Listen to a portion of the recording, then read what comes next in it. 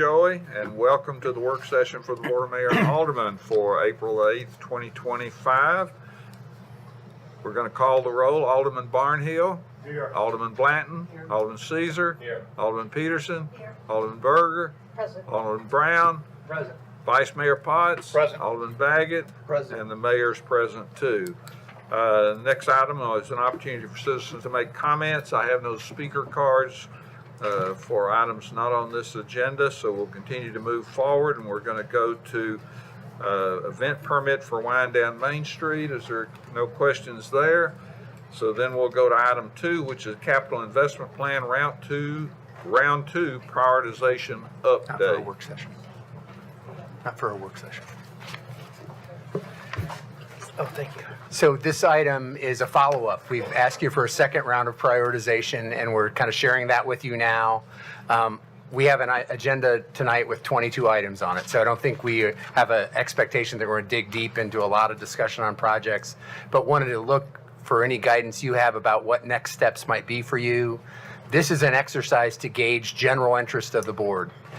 If you're comfortable with how these numbers come out in certain ways and you want to identify projects you clearly want to move forward on, great. If you want to say, let's use this as a start of a greater dialogue on more detailed projects, et cetera, more discussion amongst the board, we can do that as well. There is a added component to some of the work we're embarking on. Just yesterday, the Tennessee Department of Transportation announced sort of their first round of their 10-year plan based on a base budget assumption. And within that is the opportunity to partner with TDOT for the funding of the expansion of Mack Hatcher Southeast. So that component has been identified. There will likely be a second phase of that review, probably a little later in the year, May, June timeframe, assuming that the legislature approves the additional capacity, about $1 billion that the governor has recommended in his budget. So that is still to be done. TDOT did not want to get in front of that decision and indicated to us that they would come back should that decision be made or affirmed in the budget, or some other numbers affirmed in the budget. They would work from that and do sort of a second round of funding. And so those are all elements that play into a funding strategy. We have one partnership that's been identified. That's encouraging, but there's some more work to do on that. And there may be some other opportunities. So as we look at that and build the budget for FY26 and beyond, there's going to be some capacity where we may want to build into that budget that could impact some other capital investment projects as well, just depending on the timing of a partnership project or some of the other projects that have already been identified. There are options and versions within those, or additional contributions that could come from other elements that could free up some capacity as well. So this is sort of a snapshot in time with where we stood with this prioritization. We know we have about $75 million of capacity within the funding model. There may be some more given some changes in already approved projects where there may be some other funding sources come into play. And then however we proceed potentially with the partnership with the state could also have some ramifications in this plan. So we are at a place where we've got a little bit of uncertainty, but we also have had you weigh in and want to gauge where you are on this and how you'd like this process to move forward. I do have one specific request related to what you put forward that if we could get this affirmed, it might be helpful, and that is your number one priority, where 7 of you identified it as a funding priority, which is the Creekside property. Knowing that you're comfortable with that would enable us from the staff side to open up additional dialogue with those property owners, look at that phasing. We have a framework already identified from the other property that was acquired about a year ago that would help us address this, but having your direction would enable us to sort of set the framework for how that property could be acquired. We will present to you at the next meeting the Creekside master planning that's been done working with the consultant, right? We're good on that. So we just ran out of space in this agenda to accommodate that. So that will come next time as well. So those are some pieces of just information that might help frame this. And Paul may chime in on some of what we've gathered from the process.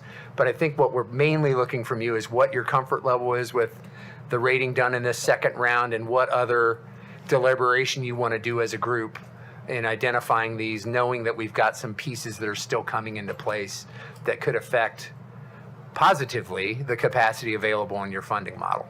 So I'll stop there. Any questions you have, we'd be glad to address those, and Paul may want to chime in as well on just what we've collected from you in this second round of prioritization.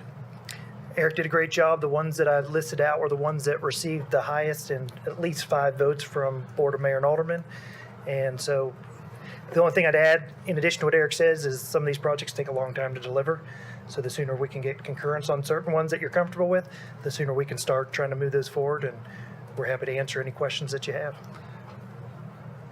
And I think Paul highlighted for you that top 7 that all received, I think, a majority of board priority.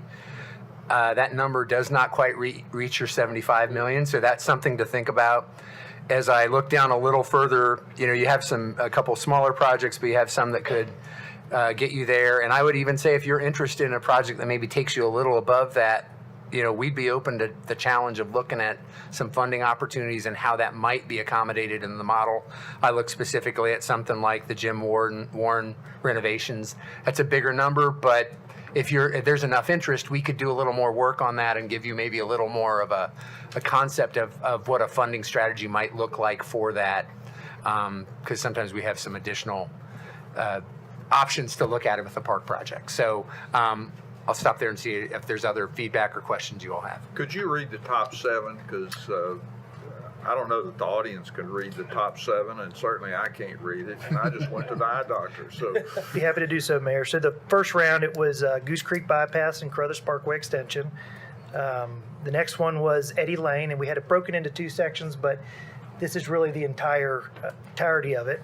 This is the first round, and then I'm going to hit the second round.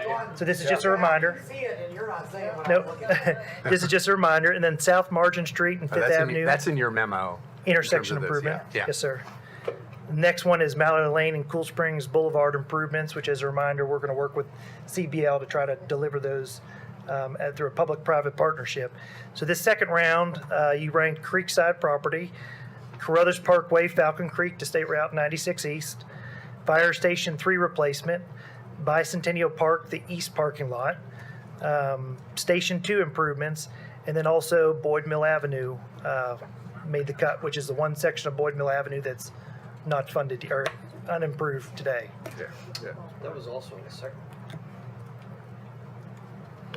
Yeah, that's in your Well, second. while you're thinking about what he said, kind of the way I approached Yeah, he this was- ranking personally was with concerns of the citizens. And I focused a lot on things that might help manage traffic better. I looked as far as maybe financial management package that we're going to have at some point in time. And then I also really like the development navigator, the Navigator for Development Services Advisory. I thought that was a good one because one of the things that we see is challenges as far as moving things through our process sometimes. Now, Mayor, those are some that we'll talk about on Thursday with program enhancements. Oh, I've written down the wrong Yeah. thing. So those are coming with a more detailed description on Thursday as part of Budget and Finance. And right now we're looking at specific CIP I'm going to projects. budget. You're ahead of the game. You're ready to build the Yeah. 26 budget. That's the way I still did it. Go ahead, Vice Mayor. Thank you. I will go back after you've read that, and you're, because we have the attachment here, are you on the top, the first page or the second? Second page, I read from the weighted versus the non-weighted. I gave a little bit more priority to the weighted just because it's what you scored top. And so that was 6 projects versus 7, if that caused a little bit of confusion. Yeah, just based on what Eric was saying just a moment ago, I did have an interest in, as you said, we had not reached that $75 million mark, and there was an opportunity to expand that. And similar to what the mayor was just speaking to, I would like to talk about emergency services traffic technology project. I don't know if that is going to go into a different round, but because it was listed here, it was ranked towards the top on the first page. Traffic is extremely important, and if we've got software or something that needs to be purchased, I think this could be a time to do it. Anybody else? Alderman Caesar? I would just say that I'm not necessarily opposed to any of these projects, but the limiting factor was the money, right? So it's not me standing and saying, I don't want these projects to go forward, but we had a limited amount of money. I prioritized in my list items like Jim Warren Park, because that park has not been revised or renovated, and I'm looking for Lisa, she's around here somewhere. She's hiding. How many, is it 20 years, Lisa?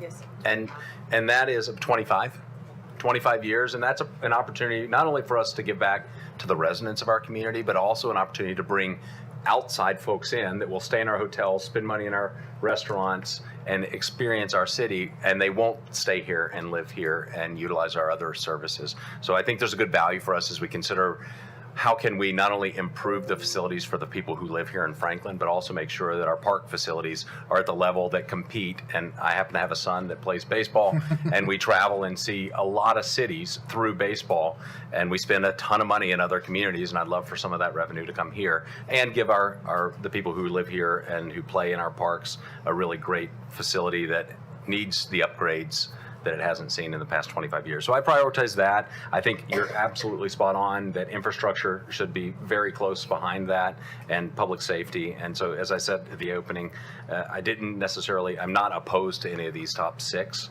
I do believe that we need to consider strongly making sure that our parks are competitive, especially those that serve as opportunities to bring people in and drive tax revenue. Alderman Brown? First, by approach, I started with a couple of major transportation infrastructure issues, most notably Franklin Road and Lewisburg Pike, and then I kind of rounded it out with quality of life items like parks and trails. I thought I just wanted a balance of those two things since we had already our top list of things that were infrastructure based. Not surprisingly, my list is relatively ward-centric, representing the people who asked me to sit in this seat and represent them. I will say, though, it's not entirely ward-centric, especially with Lewisburg Pike being one of the things that I put at the very top of my list. I will say I'm fairly surprised that Lewisburg Pike and Franklin Road, two pretty significant issues for us from an infrastructure perspective that didn't land on our top 6 already, didn't make it very high on the list at all. Like not even in the top 10. I'm actually kind of surprised by that, because I think those are two areas that could really resolve a lot of issues for us. And I'll tell you that Franklin Road is a pain point to be sure, especially given with Mac Hatcher Northwest. Clearing more traffic out of that area faster is a desperate need, especially if Northwest is not going to happen sooner. So I'm a little surprised that those two things didn't rank higher, but that's my 2 cents. Alderman Baggett? Thank you. No, I think this is a great start. It helps me see everyone else's perspective, and this is why the board is great, because it causes me to rethink, and I do think we need more discussion on this. This does warrant more back and forth. I was a bit surprised that Carruthers Parkway, Falcons Creek to 96 was their $30 million project. And again, we've did the $40 million or $28 million or whatever on the bridge over the interstate, and then the $40 million, Carruthers extension and Goose Creek extension in that area, the $60 million park in that area, a $30 million, improvement of there. And again, then that adds up to be, well over $100 million. It's not that it's not warranted, but I do think we've spent a lot of money, with all respect to the ward alderman who represents the area, and there are issues there. But I would like to know if there's maybe other things we can do possibly to improve that, because there are other areas, as Alderman Brown mentioned, that just shy of the cutoff where, you know, that $30 million could knock out actually quite a large number of projects across the city. And I think those kinds of back and forths and seeing some options, and not saying that I don't think that needs to be done. It does. But level of severity, staff ranking had it at a 3. You know, those are the kinds of conversations I'd really want to hear from the fellow board members and from And I the ward. think we'll have those future opportunities and possibly a special work session where we just concentrate Correct, on yes. this. And so I think tonight we're just kind of introducing the idea, kind of getting it out there and starting to flush it out a little bit. And we have 20-something items, so. Mayor, can I ask for one thing? Sure. We'll work on a special work session, first of all, on this. I think that warrants that kind of time. It would be very helpful to get your general guidance, if you're comfortable with us working through the Creekside property, if there's enough of a consensus. 7 of you identified it. It's your number one, both in the weighted and non-weighted, to give us as a staff direction to work through those details and maybe bring that back in terms of what that acquisition might look like and refine that number. It's in the 2 million plus range.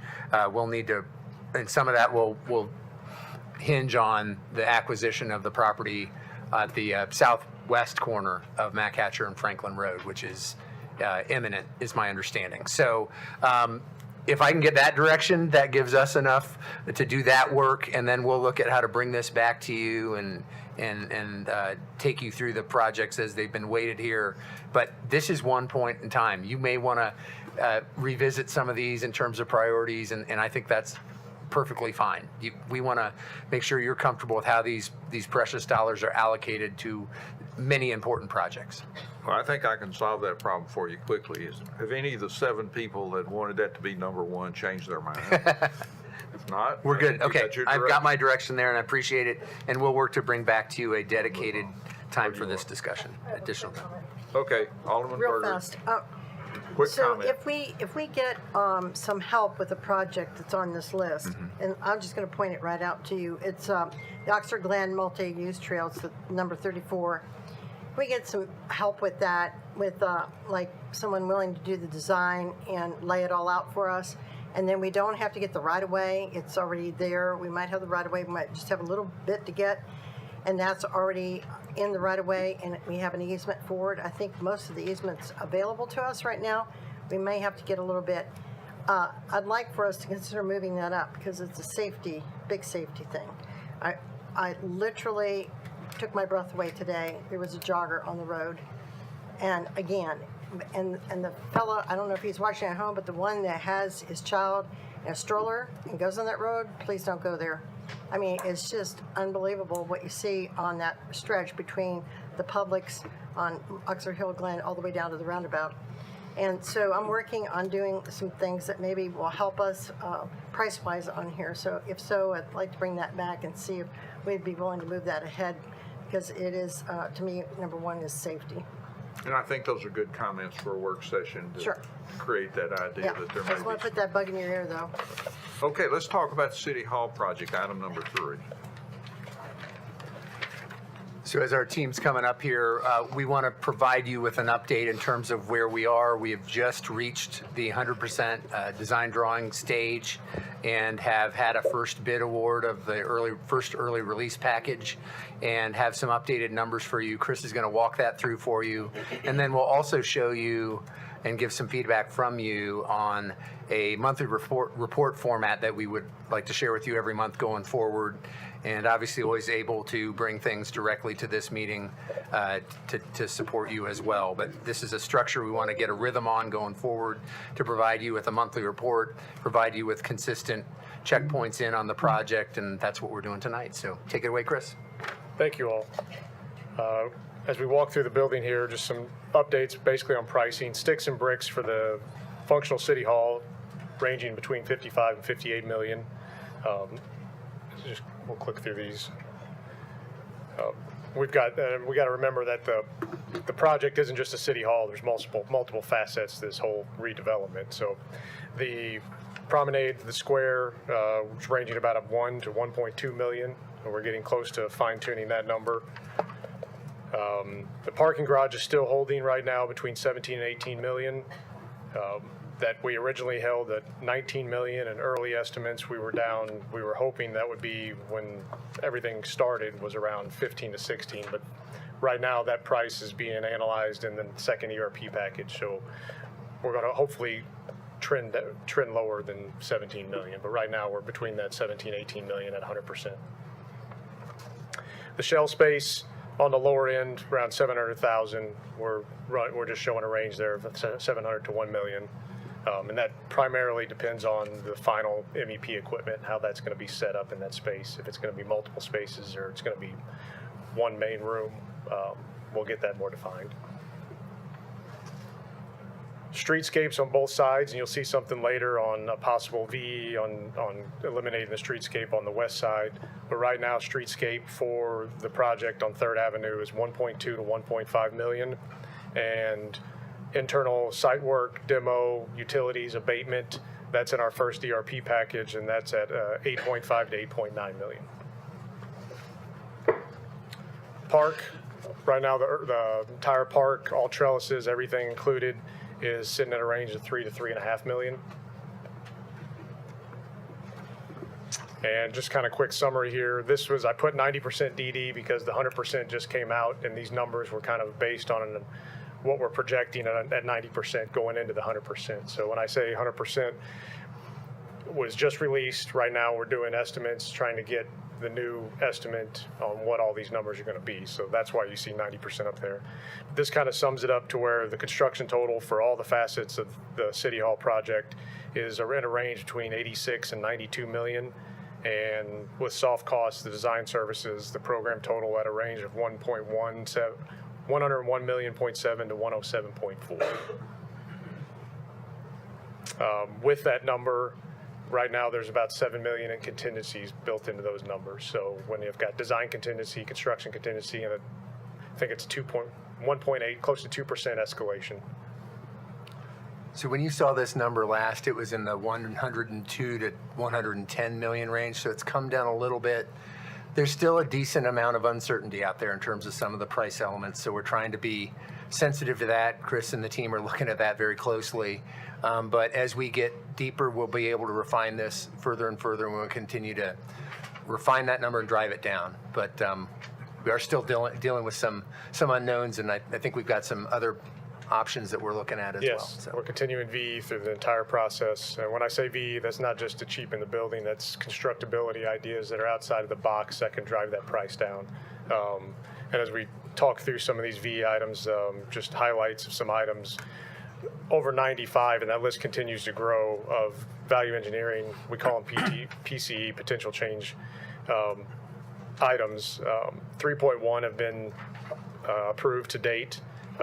Ideas is removing the coffer ceilings, reducing the square footage of wood floors throughout the 3 levels, changing some of the MEP, chiller redundancy, and revised garage lighting. Those are some of the big items that we pulled out.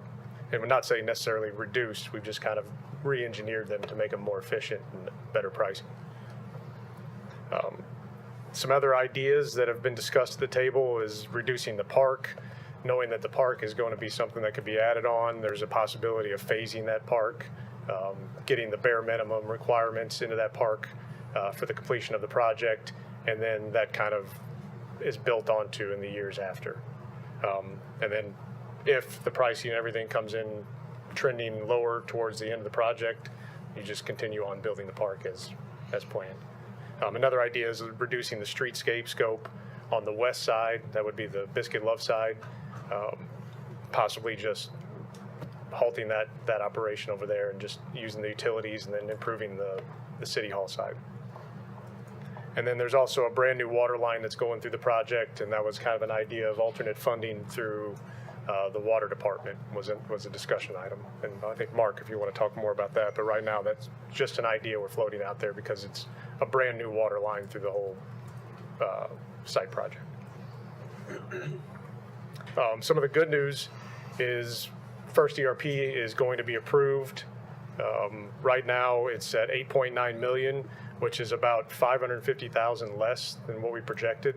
And we also have really $425,000 in contingencies and allowance built into that as well. So if you don't touch any of those, and with that, the 550 savings, you're at just shy of $1 million of what it came in less.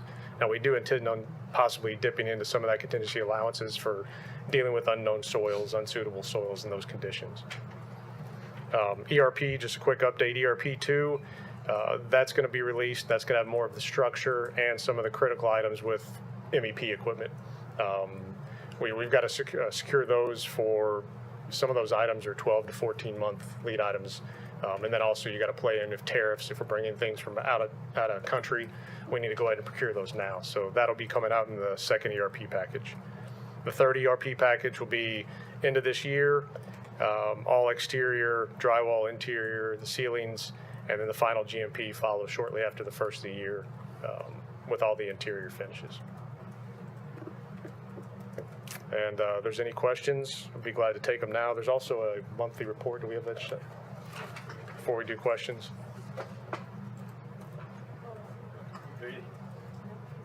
Yep.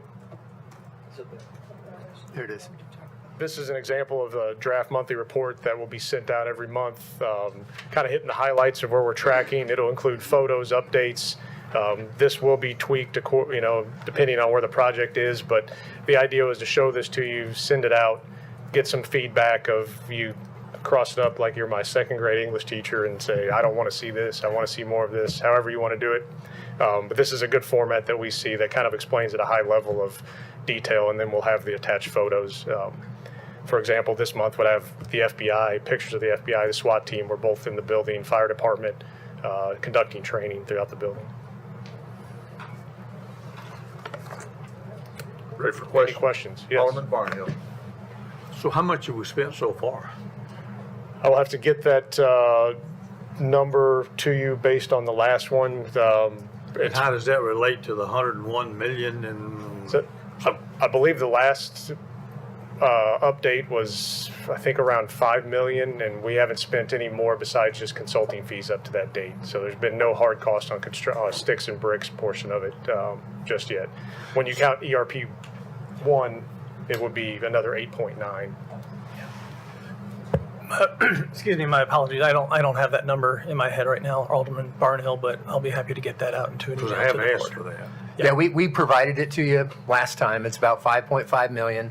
And there's been, as Chris said, limited additional expend, but we'll get you that number. And that's all baked into the projections that you've seen. Correct. That's all within that number.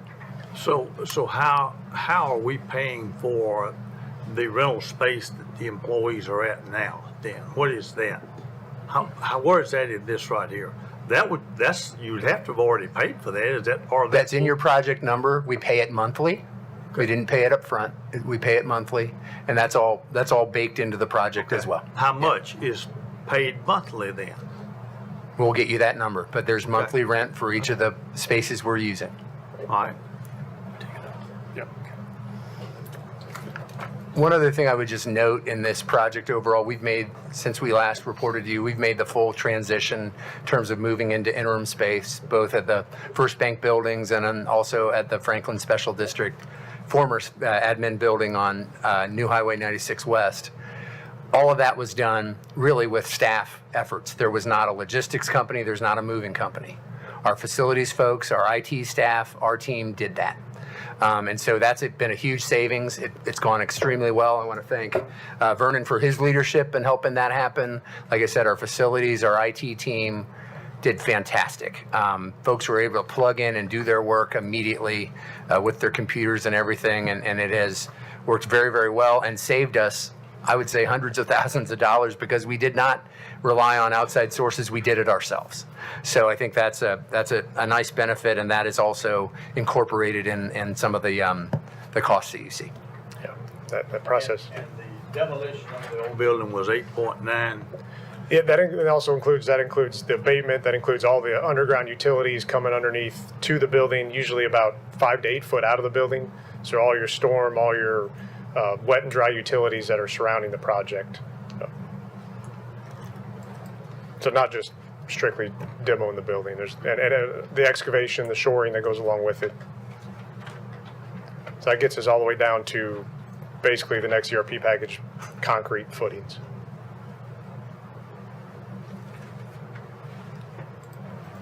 You done, Alderman? Yes, Alderman Under Barnhill, value- you finished? Yeah. Okay. Okay. Alderman Berger. sure. Under value engineering highlights, let me just ask you, it says remove coffered ceilings in the area, 500K in savings. So is that tile ceilings or beam ceilings? They were beamed, they were wrapped wood beam ceilings. I believe it was on the second floor in some of the areas and probably on the third floor. There was just better way just to use drywall. And there was opportunity to keep a historic look, but not have all the millwork and woodwork that's Do we associated have to it. that on the first floor though? The first floor's got wood floors. I'll have to go back. With some wood You've got an beams. open lobby. The boardroom is got all the millwork and the Okay. millwork going Yeah, I around the would- stairs. That I would prefer that that be used there, where you're, yeah. yes, the third floor. everything on the first floor and the main entrance coming into the building, we're trying to keep as historic and more of a value than what we call behind the scenes. Yeah. Okay, and then you said reduce square footage of wood flooring. So if you reduce the square footage of wood flooring, what do you put in its place?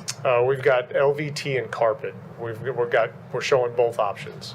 And the LVT is a wood based. It's a pre-engineered wood. Yeah, Most of engineered. it is commercial carpet though. There's only certain areas like coming out of the stairwells, things like that that are and some tile. Like on the first floor it'll be tile. Where would we be using carpet though? Because carpet can get pretty nasty, even though commercial carpet, if you look at the airports and things, they're constantly replacing them. But I know we're not the airport, but still, it's a city building. So is it in high traffic areas? Would not be, would it? No, most of it's behind office space areas, kind of where their offices sit, not necessarily high traffic runways. Right. That's where we kind of still kept the wood floors. Or the carpet?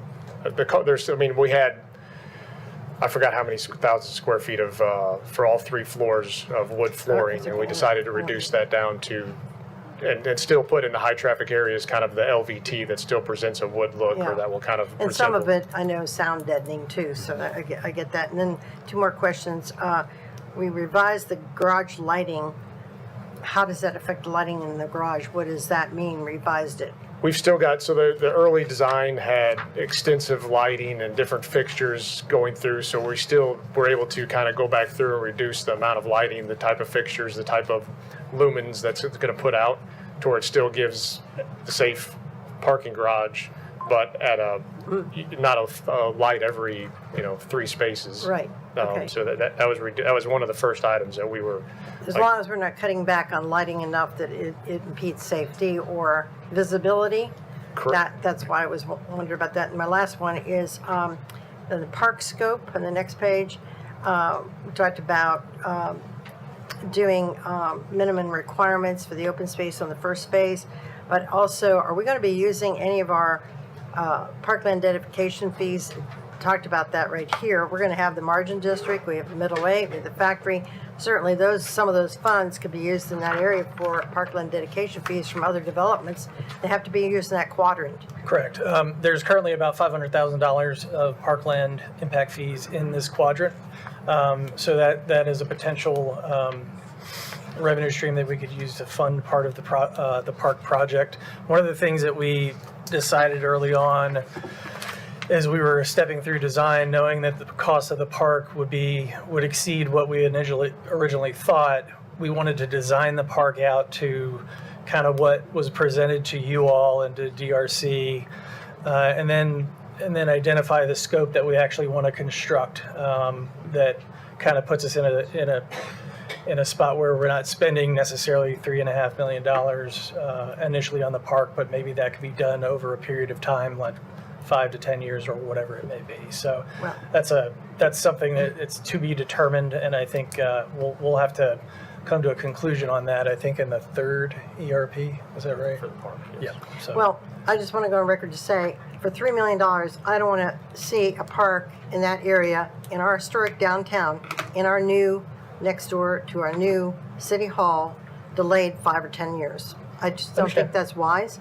because this, we have a lot of tourism, we have a lot of residents that come here, come in the downtown area, and also, if you design it out and you get the main part of it done, I would say, if you're looking at value engineering, to take a good look at what needs to be done, that should be done, that would, if we delayed it in 2, 3, 4 years from now, would cost twice as much. Right, understood. Because that's what I don't want to happen. No, If we I- delay something because, oh, we're going to save 3 million, but yet you're going to spend 3 more million again, and maybe 4 or 5 million. Very, Okay? very well You- aware of you that. got Yes, it. thank you. Yeah, Appreciate thanks. it. Alderman Brown. Maybe similar question of expectation setting as Alderman Barnhill, but maybe on the other end of things, on this value engineering items, is 95 items, 80% of the items that we think we'll find is 3 million. Most of what we're going to find, I mean, from an expectations perspective, you know, should we expect a whole lot more, a lot, not a lot more? At this level, there's not a lot of items that can be value, we're talking millions and millions of dollars. Right now, I mean, we've got items that are 8,000 to 10,000 on gym flooring, things like that, you know, we're starting to look at finishes and different items. So getting those big ticket items, i.e. like we talked about early on, the garage or reducing the garage, those were $5, $6, $7, $8 million items. Right now, there are some other items that we're kind of looking at. Windows is a big one, low voltage, IT, AV, all that's being analyzed now as 100%'s come out to where we can kind of fine tune. Those right there are some, between those two could add up to $1 million with opportunities within there. And I'm saying that loosely because based on what type of Windows is actually going to be finally selected. And that's in that 6, we just haven't confirmed that. No, that's outside of that. That's 6. outside of that. Yes. Okay. Yes. Okay. Alderman Baggett. First of all, I think this is great news, and I think that I'm never going to argue with the value engineering, you know, something you put forward and that you and staff have agreed to, and I'm going to be you know, I'm good. We've agreed to something. I think I'm the same as if the rest of that 6 million, what the other 3 million is that we haven't seen or hadn't been agreed to. I'm more inclined to not impact the exterior, as Alderman Berger said. I think if we're going to do this, the streetscape in front of on 3rd Avenue is essential. The park is essential. Now, I'd be willing to cut some of the programming maybe within the park, trellis or this or that. Like some things, I don't think it's going to make a huge difference in the scheme of things. So I think the citizens, when we initially talked about this, it was going to be a flat piece of grass. And I can remember saying, we can't just build this wonderful city hall and then have just like open, just a lawn. I think the public really is going to expect this to be a complete block. So I applaud that. And by the way, in case the board knows, because I was involved with the selection process, I mean, you've already paid for yourself with these value engineering things that we've done. So we're already net positive here. And I applaud what you and staff are doing together, and it sounds like it's working really well. And I'd say just dig in on some of these other value engineering and press on the inside. I would make the argument that yes, you can do some of the things in phases on the exterior, but there are also some things interior that could be phased as well, and they're not essential out of the chute, and that could come in down the line later and easily be improved in the future. What we don't want is, to have the exterior, which is the face of our city, on the most prominent, square part of our city to be lacking in any way. And I think you know that. But I'd say good job. But I think continue to push in, because these tariffs. That was the other question. Is your firm, STV is a big firm. Are you getting guidance on tariffs from them? I would imagine, since you are so big, that there's some. That was part of the reason you got picked, was the resources that the national firm has.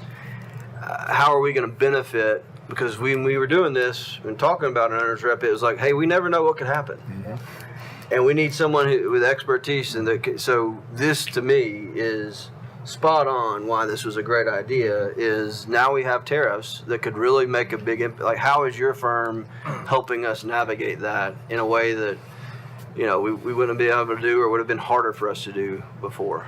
We're tracking, so we get, along with the CMAR, about twice a week to a month updates on projections on what, for example, steel's doing or what other items are doing that relate to tariffs. So we're tracking those, and then we're going to try to include as many things as any concern in this next ERP package that we think will basically level out, or the tariffs are going to hurt us in the long run. So we're going to try to procure those early. AV is a big one that we're not necessarily ready to buy that equipment, but we know a lot of those pieces are made overseas. Samsung, all that equipment, cabling. So we hear that that could possibly be, you know, a 10 to 20% increase in those items. But right now we've got to get this first 100% estimate come in to track kind of where we are with that AV within that budget. I don't know. When are we going to get the final, you mentioned the CMAR, when are we going to get the final maximum price from them, guaranteed maximum? It'll be February of 2026. And What are we doing to, you know, because a lot of times in these processes, I know that, what are we doing to apply, I said this last time, to apply pressure to them to make sure that we're not, I know that's part of your role, but are you going to see, should we expect that GMP to be over our budget or under our budget, or what should we expect? what we're showing is where we expect that range GMP to be. the GMP to be. And that still shows the fact that we came in, you know, $500,000 Yeah. plus lower on the first ERP. Under. That's good. And carrying some decent contingency with that. So Keep we- applying pressure. Yes. Yes, there's, with the underground coming up, the excavation, we're starting to apply pressure based on the risk associated that they should be taking versus what Yeah. the city should come on when we're analyzing the underground excavation portion. Thank you. Alderman Caesar. Thank you, Mayor. Chris, appreciate the report today. I will not be your second grade teacher, but provide some feedback on the redevelopment kind of summary document. I think it's well laid out. I share Alderman Barnhill's opinion that maybe if we could keep a running total of what we spent versus what we anticipate to spend, that would be something that could give us kind of an update at a glance. And I want to clarify, Eric, you had mentioned the cost of our rehoming of staff. That's not part of the 101 million. I don't see It it. is. It is. It's in that number. Okay, I didn't see it broken It's in out your in the total. presentation. It's in your, yeah. And so that's good to know because that's an important piece. And maybe just I'm not seeing it. I know we're paying it monthly, as you said. I'm not seeing it. The other piece that, this may be a very basic question, but when you say 7 million in contingencies, I could read that in a couple of different ways. What does 7 million in contingencies about mean? Does that mean we've overprojected to protect ourselves, or? Yeah, so at this stage, when there's not exact conduit runs running through walls, there's just a contingency built on the estimating factor to say we've got 3% of design contingency built in, or 3% of construction contingency built into that. So that adds up to approximately 7 million. And that also includes right at 2% escalation factor for things like tariffs or unknowns or increases. So that 7 million includes just kind of the unknowns at 100% level. And is the 7, because you've got a range of 101 to 107, is the 7 million in the 101 and the 107? Yes, it's carried throughout. It's a balance of carried throughout that whole. So if the project comes in at 107 million, we've got $7 million in contingency built. If it comes in at 101 million, we've got a percentage based on that. So 5 to 7 million we built in that one. Okay. I think I'm glad to see the number trending downward. I'd ask to continue to try to push negative pressure or push pressure to bring it down further. I want to see it land under 100. I'm sure you do as well. We would celebrate that. And I think then Alderman Baggett's comments about justifying this become even more significant. One thing that I think everyone in this room is thinking, you mentioned tariffs a couple of times, but where possible, if we buy domestic products to put into this building, we avoid any tariff pressure. So I would ask that we consider that if and where possible to use American-made products to make this building not only come in under cost, but avoid some of the price escalation that we'll probably see here in the next 18 to 24 months. Thank you. Okay, we need to keep moving on if it's okay. One quick one. And I'll make it a quick question. When I look at the sticks and bricks, the demo and excavation is 4.5 to 4.8, but if you go back to one of your slides, is it not 8.9? It is, and that includes the utilities as well. The 8.9 includes the utility. Utilities, excavation, demolition, abatement, it's all kind of, that's the ERP package, that's the first package. This just kind of broke it out at another level to show you. So is It doesn't necessarily align with those components. Number 6 and 7. Yeah, So it's a mix. the utilities then is in Yeah. this layout that you've got, but under a Yep. different scenario, right? Correct. Yeah. Yeah, 6 and 7. Which one is it? Which scenario is it? If it's not in the demo excavation and you say it's the utilities and you've got 4 million to cover that, is it in here? So, Is it in what you got? yeah, so Yes. all the utilities, everything's into this, if you look at the 92.1, everything's into that. And then we broke out 8.9 for the first package that's going to be done, which includes items number 6 and number 7. Okay. All the demo, all the utilities, that kind of rolls into the 8.9 that's being approved. And within that 8.9, there's roughly 900,000 in contingencies and allowances built into that number.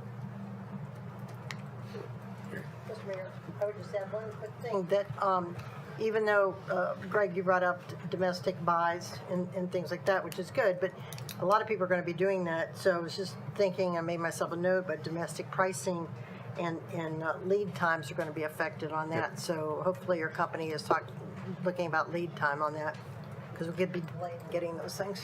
Yeah, that's a topic every week on just lead time items that are of a concern. Yeah, and early purchase has been a discussion from the very beginning. Patrick will tell you that. From the interviews, we've talked about buying things early so that you secure pricing, you get that aligned with delivering the project, both in a timely manner, but as cost effective as you can. So can you let us know when that happens? Yep. Just report back to us, because I think that it'd be good to know if you were purchasing things, better lead time. Yes, this second package will have some purchase items in there. Thanks. Okay, item number Thank you. 4, thank you, Chris, is consideration of amendment 5 to City Function Contract 2020-0055 with Ascension St. Thomas. Any questions about that? Ready to keep moving on. Item number 5 Jeff, is Kevin. consideration of Franklin Contract 2024-0280 with the TMA Group for lease agreement for the building and property located 708 Columbia Avenue. This extends existing rental terms and it aligns with the contract terms for TMA to provide their services as well. Item 6 is presentation of residential infrastructure districts in Tennessee. All right, as Christine's coming up, I'll do a little bit of introduction. This is a component that has been recently added in state law in the last year or so. And the first couple examples of those, the use of that, of residential improvement districts have just taken place in the state of Tennessee. So we wanted to take the opportunity to share with you what those have looked like, how they've been structured, what we know from the way the law is structured today, and to start to frame some policy discussion and guidance for you as a board. You are certainly going to see and have ask of you with many developments the potential to use this tool. I think the board and the community is best served to develop a clear policy up front about where you will use them, how you will use them to help guide that. It is also a policy development opportunity for you to emphasize things that are important to you and the kind of development you want to see, the kind of needs you want to fill. Think about workforce housing. There are ways that you can tie this, I believe, to things that are of value to you. And so think about it from a policy standpoint. Christine's going to give you that framework to think about. There are significant administrative components that we'll need to consider as we think about the potential use there and ramifications in terms of how we typically think about financing and how this may shift some of that in terms of a mindset and how you might want to think about that as well. So Christine will take you through it. She's done good work in kind of tracking down what this looks like, what those initial structures have looked like. And this is the beginning of a discussion and an opportunity for you to develop policy from a broader context, not driven by a specific project. We really want to kind of pull out of a specific project and think about a broader policy that serves the community well and puts you where you want to be from both a financing and an infrastructure delivery standpoint. So, Christine, take it away. Good afternoon, everyone, to the board, mayor, and aldermen. But before I do get started, I do want to introduce, we do have Betsy Knotts with us. She is with from Bassberry and Sims. They serve as the city's bond counsel. And Betsy was part of a team that was before you last summer where we did an initial presentation in which Bassberry and Sims, as well as PFM, our financial advisor, did a presentation on economic development tools in the state of Tennessee. And you may recall at that time we talked about tax increment financing districts, we talked about payment in lieu of tax, pilot programs, and then we also talked a little bit about this residential assessment districts, which was brand new in Tennessee at that time. We were here last summer, and the law that allowed this program in Tennessee became effective May 1st of 2024. So we just hit on that, and we said we would get back with you as the time progressed. And so this was a good time to get back together. And also, not only do we have a couple of examples now in Tennessee to talk about, but you have just gone through a process to issue general obligation bonds for the city of Franklin, first time for new projects in almost 6 years.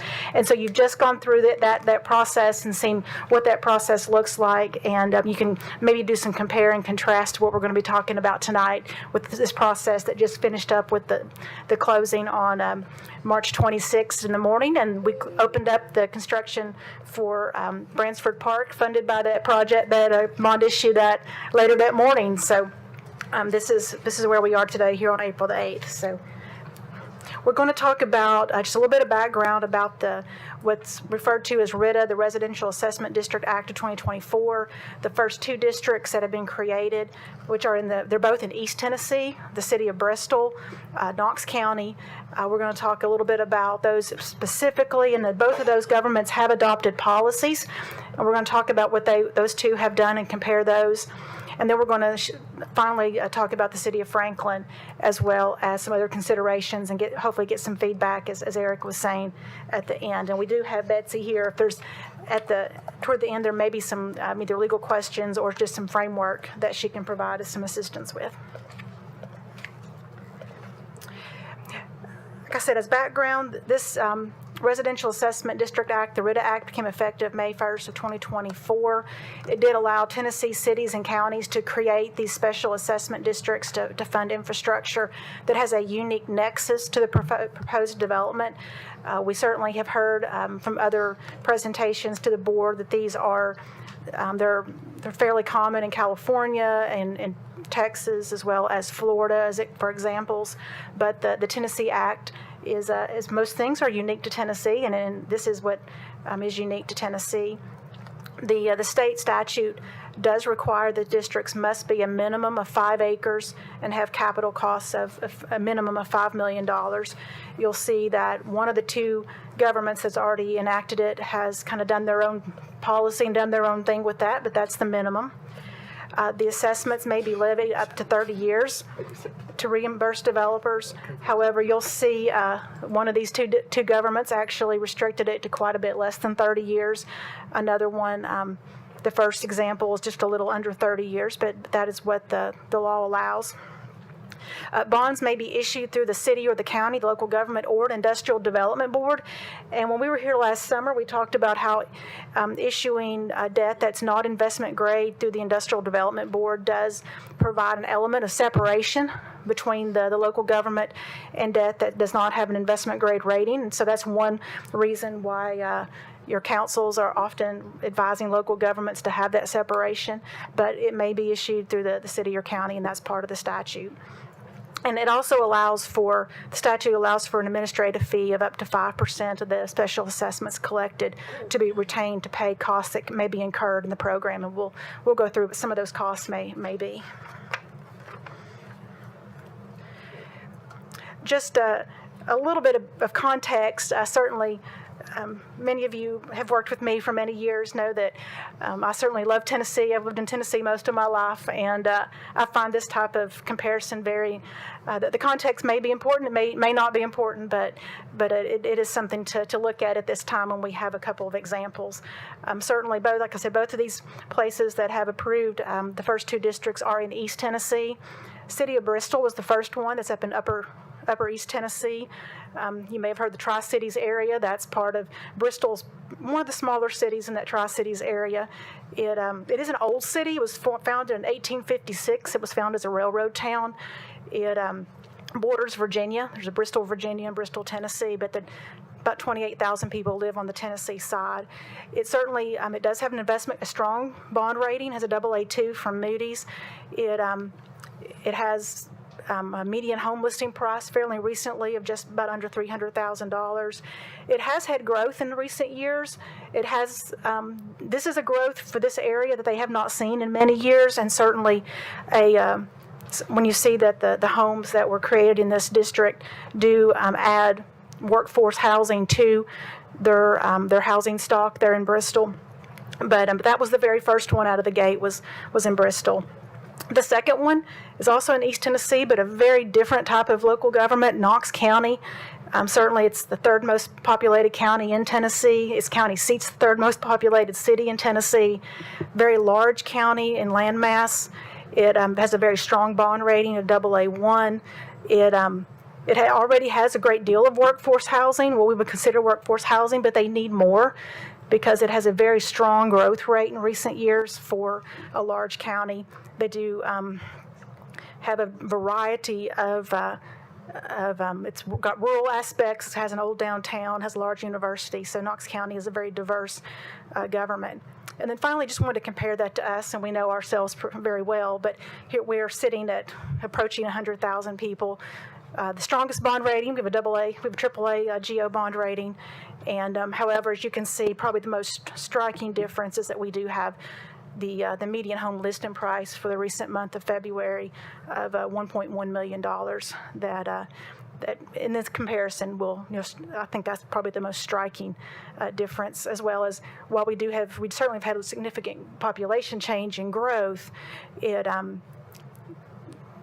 median home price makes it very difficult for some of the public benefits that we have identified as needs these days.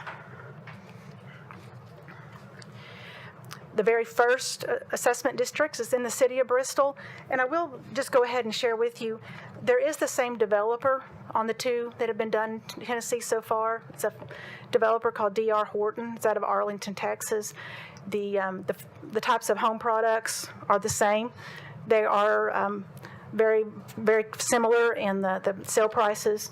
The Bristol's just starts a little bit lower, but the one in Knox County is very, very similar, $300,000 to $400,000. The city of Bristol's is about 154 single-family homes. The city of Bristol did cap the annual residential assessment at $1,000 per year for a term not to exceed 12 years. The project cost to be funded by the assessment is just over $1 million, and it's a sanitary sewer project. The documents for the district did identify other capital costs that were closer to $7 million, but it really didn't give a lot of detail. So that's just a description, a high-level description of the Bristol district. Within that district, the city agrees to provide certain services.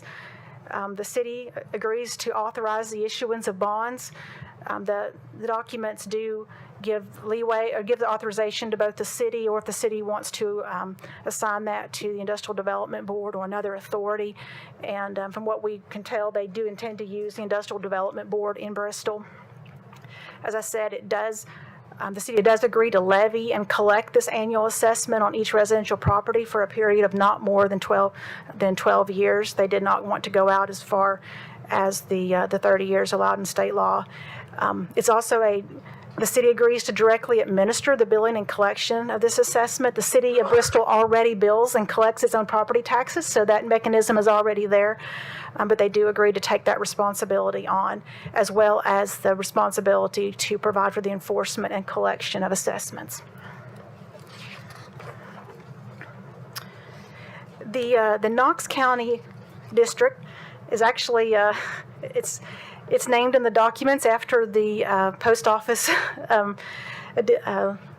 address for the property, the 2814 Tipton Station Road. And this specific property is located in the extreme unincorporated south of Knox County. It's actually only 2 miles from Blount County, if you're familiar with that area, so it's very close to its neighboring county. And this was a former heavy industrial site. It was used for manufacture of explosives and plastics, other industrial chemicals back in the kind of the industrial heyday, if you think back to that period. And what started this public process was the zoning change for that property to go from heavy industrial to residential. Similar to the Bristol, it does have an assessment cap of $1,000 per year. However, Knox County did allow for an annual adjustment based upon increases in the CPI. But it does go out longer. It goes out for a term of 25 years, and they do have their policy didn't restrict it to 25, but this specific one, it appears, is a 25-year one assessment. Now, they did, for the project cost of $6.5 million, allow for off-site road improvements, extended boulevard, roadways, as well as water and sewer upgrades. So it was not restricted just to water and sewer. And the project, other capital costs for the project, I believe includes probably, even the timber. That's a very high, $75 million probably includes lots of other capital costs in addition to what would be considered public, but that was disclosed. Knox County agrees, makes the high point of what the Knox County agrees to do for this RITA. It agrees to authorize the issuance of bonds or other debt, and identifies in the documents that it will be the Industrial Development Board. The Knox County Engineering and Public Works Department will oversee this project. There's quite a bit of documentation about how that will be done, and that there is quite a bit of responsibility to Knox County's engineer to have reporting done on the project, both back to elected officials as well as for documentation purposes. The county will levy and collect an annual assessment for a period of no more than 30 years. However, they did for this specific one, did say they expect it to be 25 years. They will directly administer the billing and collection. The Knox County trustee, of course, already bills and collects property taxes, and that will be done as well with the remittance of funds to the industrial board for payment of the debt service. And Knox County's trustee, with their attorneys, delinquent tax attorneys, will provide for the enforcement and collection of assessments. So with all this background, something that certainly in the role that I do, it's always want to look at what a tax bill will look like, because that's certainly what someone who buys a home in a special assessment district is looking at as a tax bill. And the special assessment becomes part of what we would either want to call an effective tax rate, even though there's certainly different pieces that make up that total bill. But with having the same developer, the same sale prices, it's a little easy to compare these first two assessments and what a sample tax bill may look like.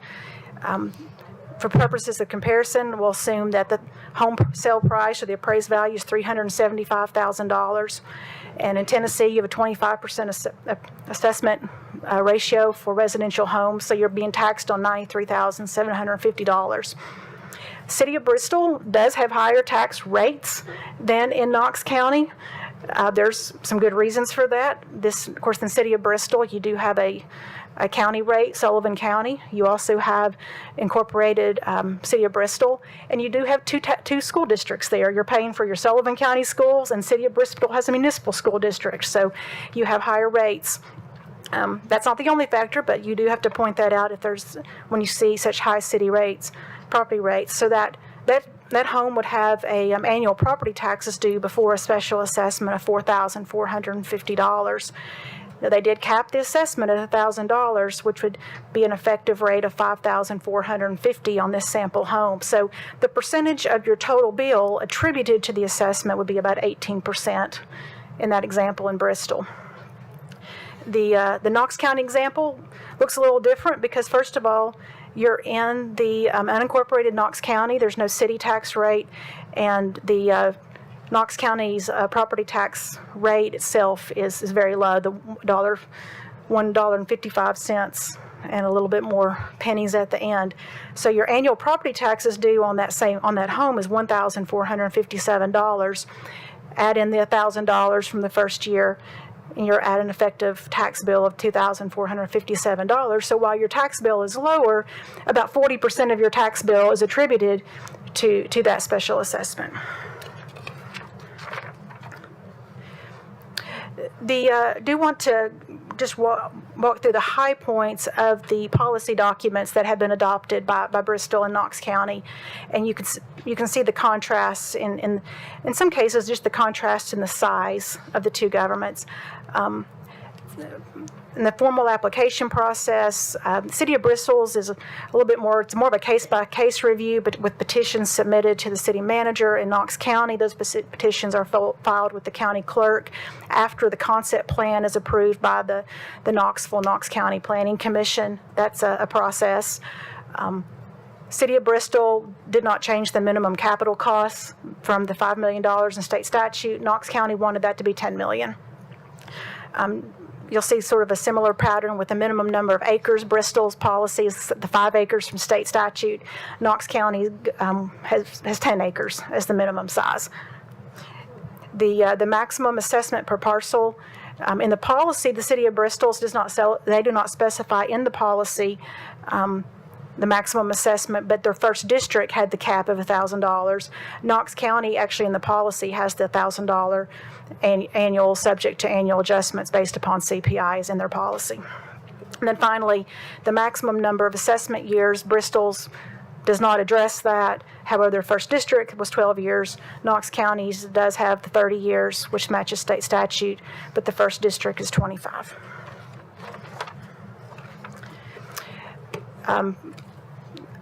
Just some more comparisons with the issuer who would issue the debt, the speculative debt. Bristol says it can be either, it can be one of 3 different issuers. However, their intention was the industrial board, but they do have that flexibility. Knox County says it will be the industrial development board. The provider of those administrative services for both the district and the speculative debt, City of Bristol identifies the city's economic development department, which already exists, and they already do have a monthly meetings of their industrial development board. Their city economic development department is their staff. In Knox County, that's actually the Knox County Chamber, and they have an extensive economic development program in Knox County through their chamber, and they actually do already do a funding appropriation from the county to that organization to fund a plethora of programs, and this would be another one of those.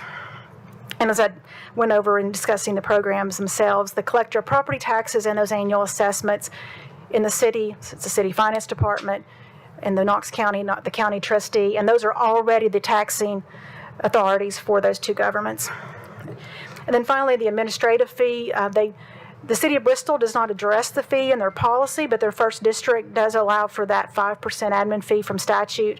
Knox County says they will collect the 5% assessment from within their policy.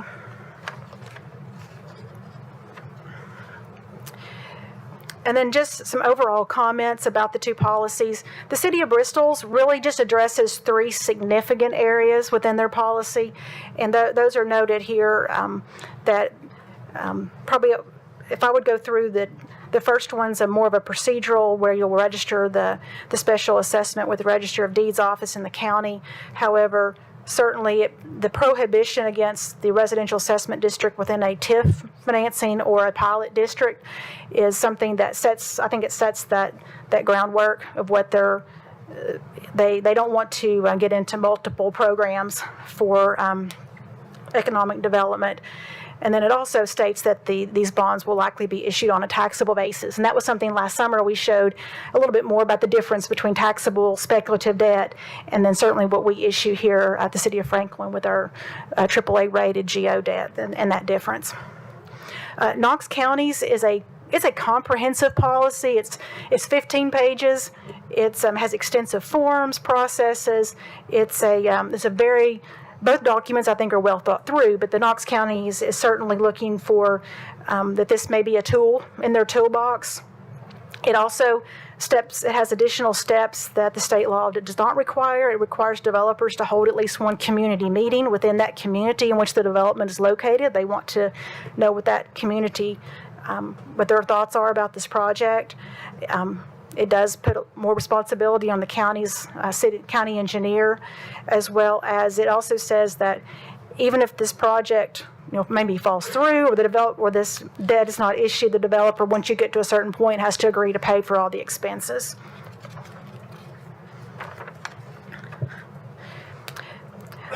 So with this background, certainly we've had conversations, and I know there's been some interest, as Erica said, some interest here in the city of Franklin. And as we switch to talking about or thinking about the city and considerations, the first place that I start with is to answer the question of why. And the question of why addresses that public benefit. And so in the first two examples we've seen, there's been an increase in the supply of workforce housing to those two local governments. There's been an improvement of blighted properties in the Knox County development. You've had the industrial site that sat for a long time. You've got also a public benefit of redevelopment or rehabilitation of properties that will not improve without government intervention. Certainly an industrial site that sat vacant for 50 years, it's going to need some help to get improved. So this is something that, while answering the question of the why will help with answering the question of what's on your tax bill, because certainly everything that's on your tax bill now is a public benefit, whether it be the schools from the county, on this, along with many other county services on the city side, our public safety, our public works, our parks. We have so many public benefits that are tied into what's on that and funded by what's on our tax bill. So understanding the why of the public benefit would go a long way to explaining what the additional amount would be on a property tax bill. Next, this debt will not be rated investment grade. It's in the category of speculative debt. It can have many different features, but it will have higher interest cost than the city's general obligation debt that we just finished issuing here recently, and that's the debt that is repaid from property taxes. There are risks to consider. Those are risks that would need to be incorporated into the debt management policy of either the city and or the Industrial Development Board, which is a state requirement in Tennessee to have a debt policy. And those policies would need to be reflective of what these risks are, as well as how the debt would be administered and how it would be monitored during that period. Currently, of course, the city has no outstanding debt that is considered speculative or high risk. All of our debt is fixed rate, and it carries either the AAA of the general obligation, or it has a AA2 of our City of Franklin water and sewer utility. So we're currently not in that business.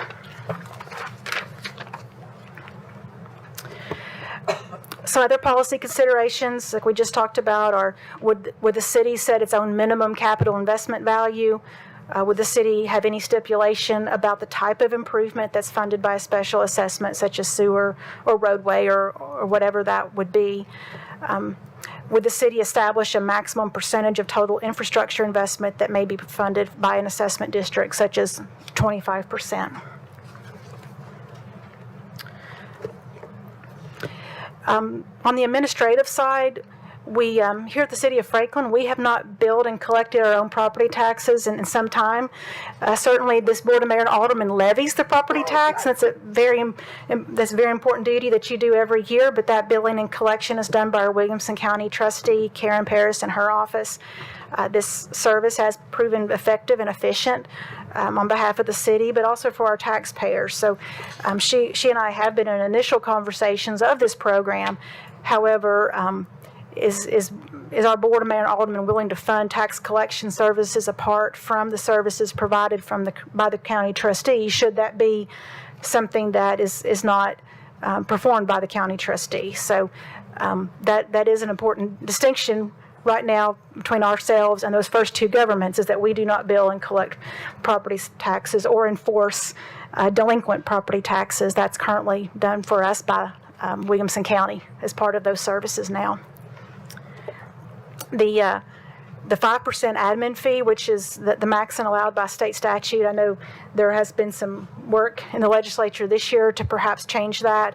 But at 5%, because we currently don't have all this mechanism here, that may not cover all of the additional costs that we're talking about for administrative services, because we don't currently fund staff for an industrial board, for example.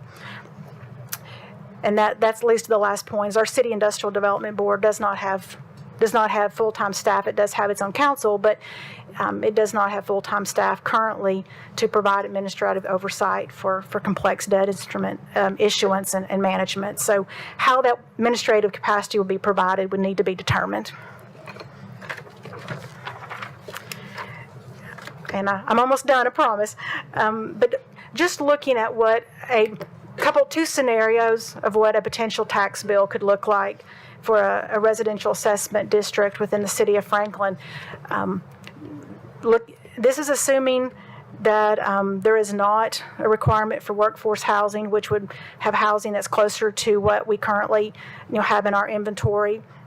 A scenario of what if the estimated appraised value is $1 million. I want a round number, but close to what the 1.1 million is. That was our February sale median. We assess taxes on 25%. The $1.88 tax rates, our current county tax rate, and the rate that so many people see and just shake their heads on how we do this. Our rate for the city of Franklin, 32.61 cents, which certainly leads to, for our residents, a very affordable tax bill for that sample home of $5,515. And certainly we know that there's potential of capital needs for that would be in addition, would exceed a $1,000 cap. Those were very small projects that we were talking about in Bristol and Knox County. So without knowing details of specific projects, what if the annual assessment was $5,000? The total property taxes, including the assessment, would exceed $10,000, with almost 50% of the tax bill being attributed to a special assessment. What if it was a smaller annual assessment of $2,500? You would be at about a 31% of the total bill being attributed to the assessment. So just gives a reflection of what it would be different for something that we currently do not have these types of assessments while as being part of your property tax bill.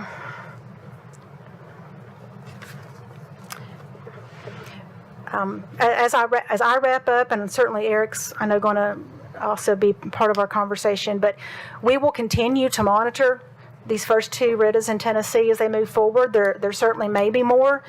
I believe when the first statute was approved, there was thought that there would be some of these in West Tennessee because there was a need for workforce housing in West Tennessee with some of the manufacturing coming in there. So we're certainly keeping our eyes open for what other ones may be approved. There may be some Tennessee governments that are more similar to Franklin that will approve either policies and/or districts, but we will continue to monitor what the setting is. And then I'll just end with, certainly we've talked about several policy considerations, but other policy areas that you would like staff to either do more research or have questions for us, what that research may look like. I'll just to close out, we want to look for your direction, what policy guidance you want to see, and if you want to give us some direction in terms of maybe drafting some components of that and bring that back for further discussion. The one other kind of word of, caution or just to think about, one of the things we've talked a little bit about as we've looked at development analysis and some of the other things we've talked about significantly over the last year and a half or so is this concept that you're seeing growth pressure or growth asks in multiple directions around the existing city. And the challenge of trying to grow in multiple directions at once is significant. even though there's a tool that might help you do more of that, we still need to be mindful of what those pressures look like, our ability to deliver services, support quality of life, and the type of community we want to be is really still very, very important.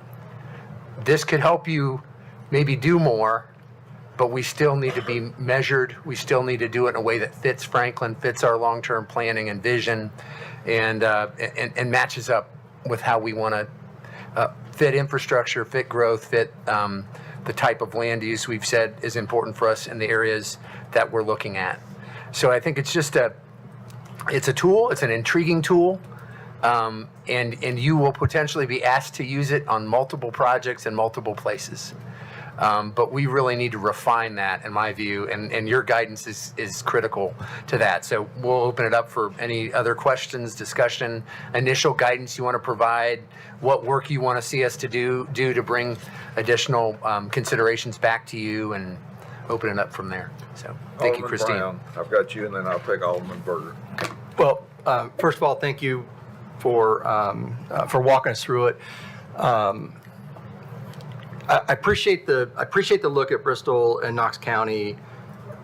You know, I don't look at this as I guess I'm not looking at this as a way to do more. I'm looking at this as a way to do things right.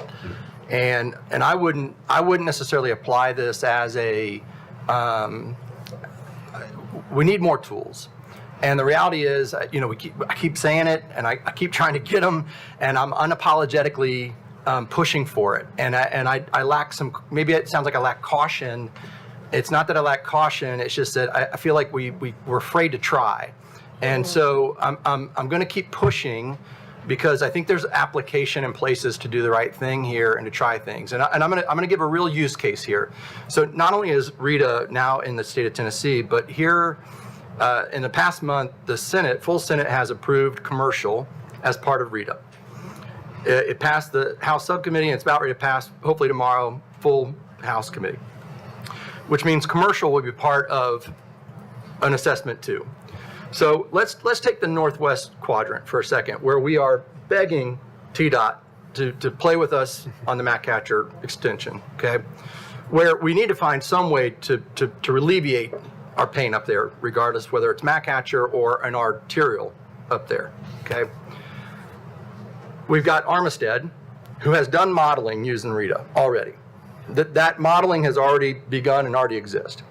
You've got Brownland, which is going to be phenomenal new, almost entirely commercial proposition. With the passage of this through, hopefully tomorrow, of a commercial proposition there, we're looking at an area that already approved, at least on the Armistead side, an area that could potentially be a really great place to pilot something like a RETA of our own that's defined by Franklin and how we could use RETA, not necessarily by how Bristol or by Knox County could use it, but by how we could really use it to do something to help alleviate our pain on something like McCatcher in our Northwest quadrant, and bring some funds to bear on new residents and new growth, something my colleagues to my right are constantly talking about, by trying something new and putting a new tool in our toolbox that the state's now given us an opportunity to do. And so I guess I'm more in favor of, I'd rather sit with the new law, less so look at Bristol and Knox, and I'd rather sit and look at the modeling that's being done on Armistead. I'd rather look at what would happen when this commercial gets approved into this, and actually look at what happens if we modeled it after the commercial piece added to it. And what would happen if we actually applied that? Would that knock 25% off of what we're trying to do on the Northwest extension? Would that allow us to complete a connector or an artery up on that Northwest if we can't do the extension? I think there's some real help. Forget new, forget do more. Can we just do better? And can we solve some real problems on an area that we've already got an issue? And that's, I'm not going to apologize for keep pushing it. And so I appreciate, and I'm not, by the way, I'm not saying you're not saying do it. I'm just saying in all of the challenges that were outlined up there, I hear you, but I also say, I don't want to drag my feet trying to create arguing a lot. I'd like to try to get something going sooner rather than later because we have real issues now that this could really solve for us. If I may, just Please. something to think, well, we would have to work through. I'm not saying we couldn't do, but something we would have to work through is that these special assessment districts fund infrastructure that has a unique nexus to that proposed development. And It so always does. it's kind of like we had the example, we were talking earlier about we're not going to fund a brand new wastewater treatment plant because a wastewater plant serves the whole system, not just one specific development that may be served by that plant. It really serves the whole system. So something that we would have to really work through is making sure that certainly in an assessment district, it has to fund projects that are in that unique. It's not going to solve all the roadway projects that are for the benefit of the whole community. This is that district. This district is that nexus, for sure. Mayor. I've got Alderman Berger, then I'll get you, Alderman Baggett. I'll let him go first if that's okay. Sure. It's based off, and it's not a new topic, but it's to piggyback off of that, which first of all, I would repeat everything you just said and a little bit louder because I agree with everything you just said.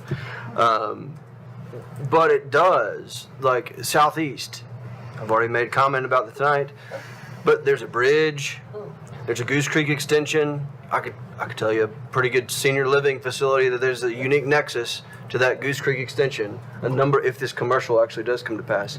There's a lot of other things where I agree. Our CIP could be helped. There could be some pressure relief. And I'm with Alderman Brown, and then I'll yield to Alderman Berger, but I don't want to use this to do more necessarily, but it might help us to do better and also help our 70% open space desire and our open space preservation desire actually begin to make even more math sense for those that could do it because it is hard to do. And so I think, and that's not one specific development because lest anyone think I'm talking about a single development, I'm talking about all of the Village Green across the entire city. So I really would agree with Matt, and please let's look into this, especially for those large CIP items that have direct nexus to a lot of commercial development. And I didn't know about that, but that's very positive. Thank you. Alderman Berger. Mayor, I don't know, but I told you Rachel may be late. They just came in, so they didn't have a chance to put a card in. I don't know if they were going to speak or not. Go ahead with your comments. But, I'll recognize okay. her if she wants to be Yeah, okay, recognized later. thanks. So you gave some examples of subdivisions that weren't so large, which I thought was good. But what happens in case of a default? The city is not on the hook. The industrial board's not on the hook. This program doesn't allow for that. It is not a general obligation debt. I mean, the debt would default. Okay, and so impact fees, how are impact fees played into this? If the fees are paid through the special assessment, will the city still get the fee amount paid up front from the bonds, or how does that work? The bonds are only secured by the special assessment. Impact fees do not fund the debt service at all. It is completely secured by the collection of those assessments over time. So the fees are not paid through the special assessment at all? It's paid up front? If there's impact fees that are assessed, that's up front. The special assessments are billed annually for the period of So the time. city gets the fees paid up front on that? Okay. Yeah, I agree with what Alderman Baggett and Brown said. I think that, and every project's going to be different, and it's a tool that's going to be there. Doesn't mean it's going to be used by a lot of people or often, but you're right. Better, not bigger, not more, because that's not what we're looking for. But we're looking to get some relief to do the things you're talking about, and I totally agree with that. I think I'm going to yield my time. Vice Mayor. Thank you, sir. I'll just make a brief comment. I think Alderman Brown, Baggett, Berger, we talk about the growth that's needed, and I think it's right. It is a new tool. It's a tool that I think that we do need, and I do appreciate what you're saying regarding the commercial aspect of this. I think that we may have to have two policy approaches regarding that. So I would like to explore that. I think that even if it's just a small 15 to 25% impact on our CIP is significant right now. And we've got to get creative. And this is just, I don't know how fast we can move on this right now, but I think in the coming months, we need to have another work session, dig into these details. Alderman Peterson, I'm glad that you want to be recognized. Well, not the same thing, but something similar happened to the city of Franklin maybe 20 years ago when they had what they called a tax increment district, a TIF. And so it was going to be that the money would be paid back on a debt from the extra taxes that would be collected in this particular area. What happened is that was one of the downturns. We did not have any new development in those areas that were supposed to pay this debt. And so what happened was the city of Franklin had to pay it. So please keep in mind, you can't always tell what is going to happen, but that is a situation, again, not the same thing as this, but in many ways, there are some aspects of it that are the same, and it was really tough. Before I recognize Alderman Barnhill, I did want to recognize Karen Paris, who's here, and she's listening very intently. She's got a poker face. I can't tell whether she's happy or sad. But Alderman Barnhill. Well, that's not a poker face. That's a smile, Mayor. Yeah. That's because I recognize her. I've been watching her the whole day. I think Alderman Peterson has covered some of the things I would like to see. The difference between, I'm a little further in depth between the TIF district and what this is right here. Because the TIF district, if I remember correctly, and Diane has already said about the same thing, I mean, it looked good up front, but it did not necessarily turn out extremely well. And the city had to wind up for another 3 years or so of paying that off under the general obligation taxes that we had. Why would you go into this right here if you're looking at that? And I don't want to scare somebody or something other, but the way you pay off a debt is through property tax. And that's one of the things that you mentioned up there, the lowest rate in wherever, It just so happens we've got one of the highest value homes sitting there at 1.87. So you can have a low rate, but you're still going to pay a great deal of property tax based upon that particular scenario that you've got there.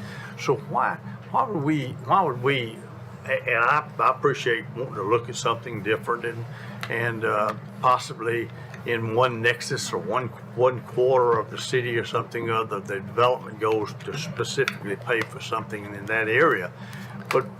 But tell me again, why would you want to get involved in this and have that extra burden or that extra overhead or that extra staff that it would take to collect? Because you're not going, even if you send them to the county to collect, it's not a freebie going to the county to collect those extra taxes. So just a touch on what Ann covered as far as the TIF district is concerned, and some of the things I've said, because I think that's pretty accurate. I mean, we paid the first couple of years. The city paid those. Did it not? Both the TIF, the Tax Increment Financing District, that was issued in 2005, It was refinanced in 15. The difficult times were those early years. Of course, as Alderman Peters was relating, the early years of the TIF, the city had obligated to pay up to $5 million of the debt service should the property tax collections not be sufficient to pay debt service, and they were not in the early years. That we all think back to what 2007, 2008, 2009 looked like. That was no,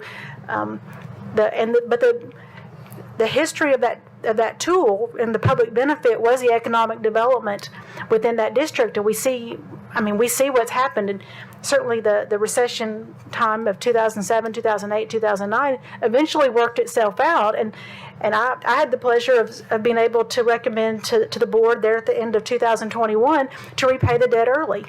And that was paid off about 4 years early. So, and then the city was repaid for what it was advanced there at the end of that TIF. So